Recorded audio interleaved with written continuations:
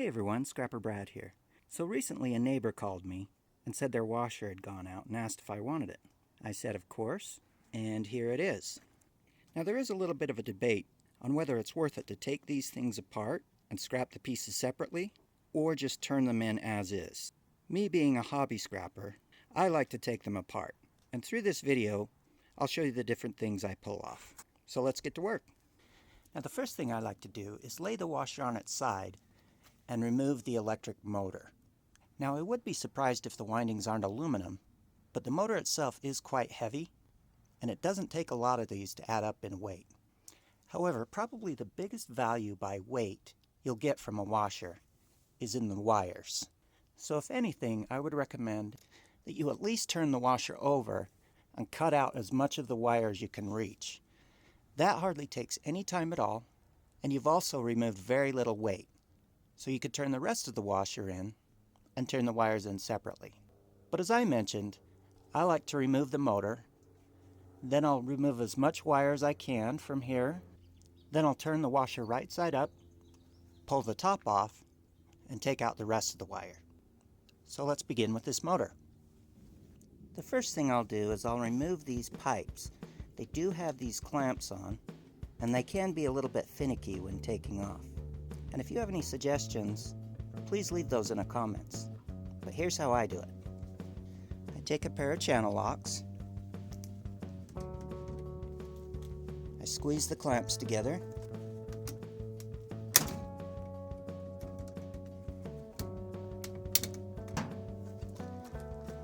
I remove that, pull off the pipe. Now there's also another pipe behind here.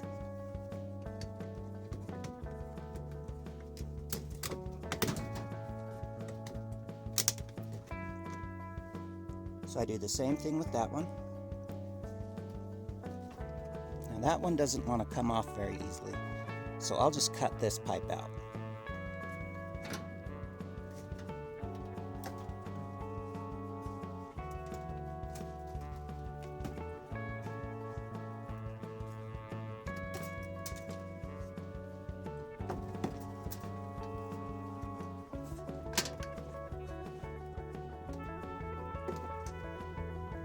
Now that we have those pipes out of the way, you might be able to see this steel clamp. There's also another one on the other side, and when I remove those, I can pull this plastic cap off.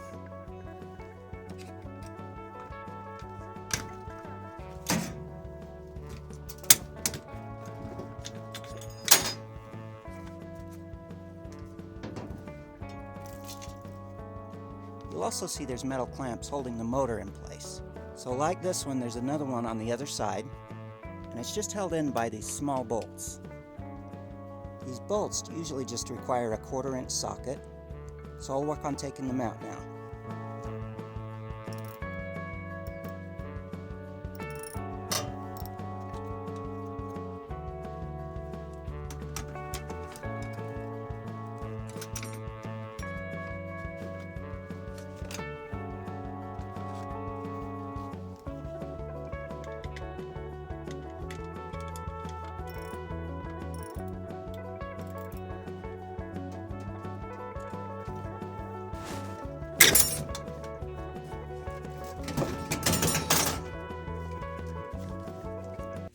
Now I have the motor out.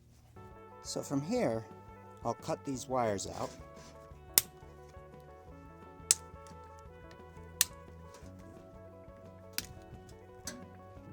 Now I also like to take the cap off and cut the rest of the wires off here. But normally I would do that at a later date. But since I am filming, I will go ahead and do that now.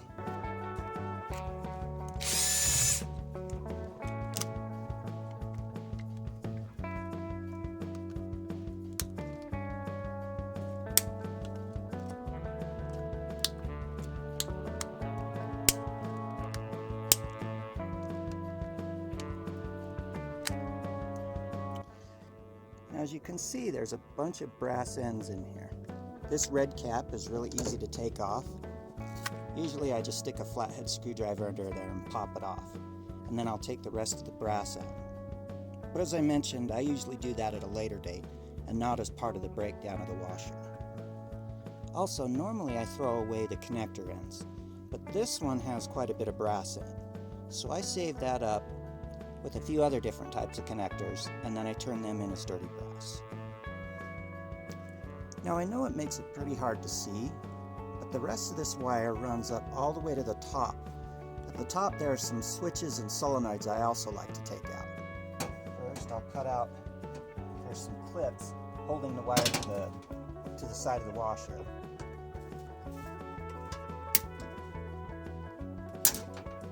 So I'll cut those out. From here I'll go up as high as possible and cut out as much wire as I can.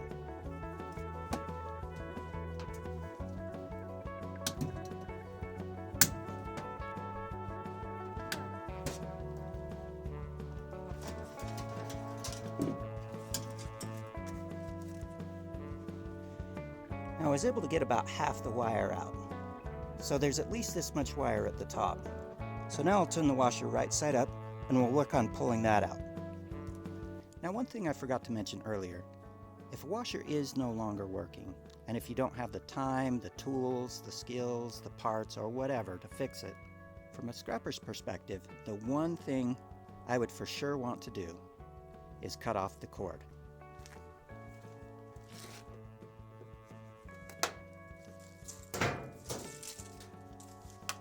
Power cords take hardly any time to build up in weight, and as far as scrap value goes, they're quite valuable. Now that I've removed the cord and taken the motor and as much wire as I can from the bottom, I'll work on removing this back panel so I can get to the switches and the rest of the wire.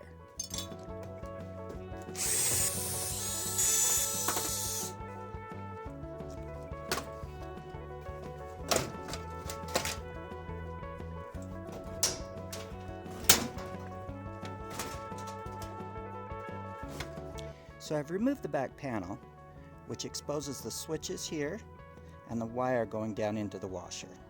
So now I'll work on taking all of that out.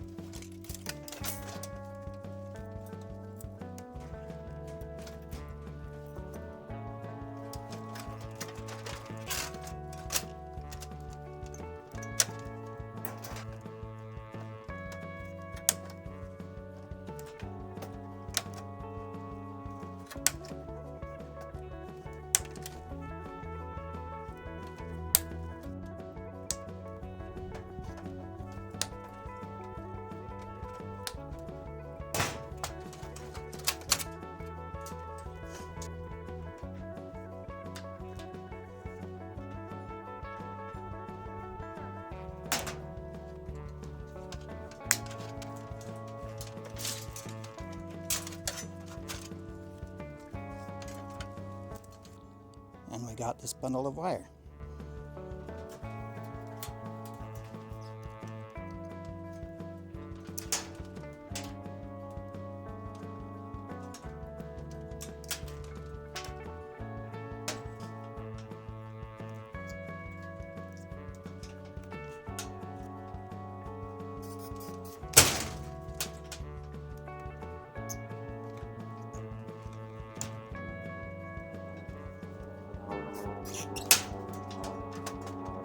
Next, let's work on taking these switches out.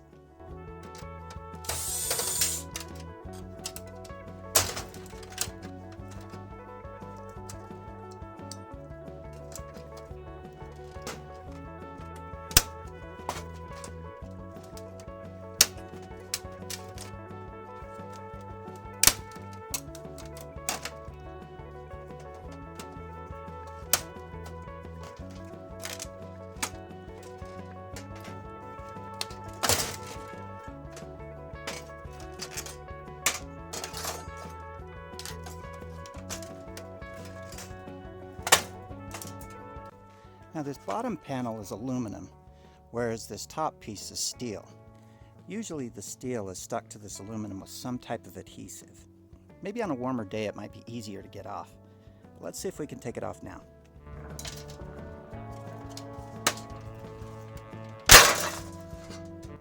So now we have some shred steel. and a piece of clean sheet aluminum.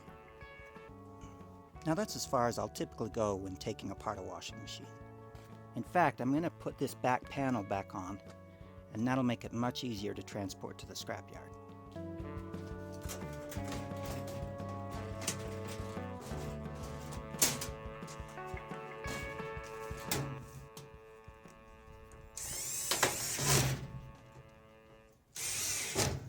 Okay, now that we're done, let's summarize everything we've got. So of course the bulk of the weight is going to be made up by the washer itself. And that will all just go in as tin shred, along with a few other pieces of steel we pulled off along the way. And because the steel will just go with the rest of the washer, I'm just going to open the lid and transport it just like that. Next, we got all the switches. Now these typically have bits of brass, maybe some copper, and even trace amounts of silver inside. In fact, you can see these are mostly brass. I'm not sure if you can see those little round circles there. In the older models, those are silver dots. These look to be copper. If I turn it around, again, you probably can't see that, but it does look like there is a little bit of silver that's coated on top of the copper button. But I'll process all these later. I just throw them into a big bucket, and then when I get enough, and maybe the weather's bad, then I'll take them out and pull them apart. Next, we got these little solenoids and this small electric motor. Now the small motors I don't typically take apart. I just collect them until I have a big enough amount of them, and I turn them in as is. And with the solenoids, I will pull off these brass ends, and then I'll throw the rest of it in with my electric motors. There is windings of copper in those, so my scrapyard will take them as motors. Then we got this small circuit board. Not much on it. There is one little IC chip. We got some clean sheet aluminum, along with another little piece of aluminum. We got the power cord, along with the wire. And finally, we have the electric motor. Currently, my scrapyard is paying 25 cents a pound for electric motors. And while they look like copper windings, I'm willing to bet that they're aluminum. In fact, let's check now.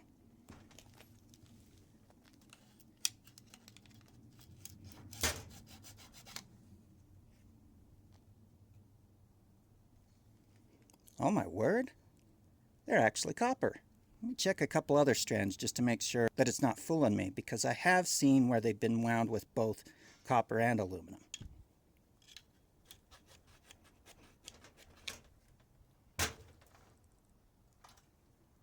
Nope, that is copper. And while this is steel, this framing is all aluminum. So at a later date, I will cut open this motor, take off the aluminum, and cut out the copper. In the meantime, if you made it this far in the video, as always, you're awesome. Thanks for watching. Have a great rest of your day.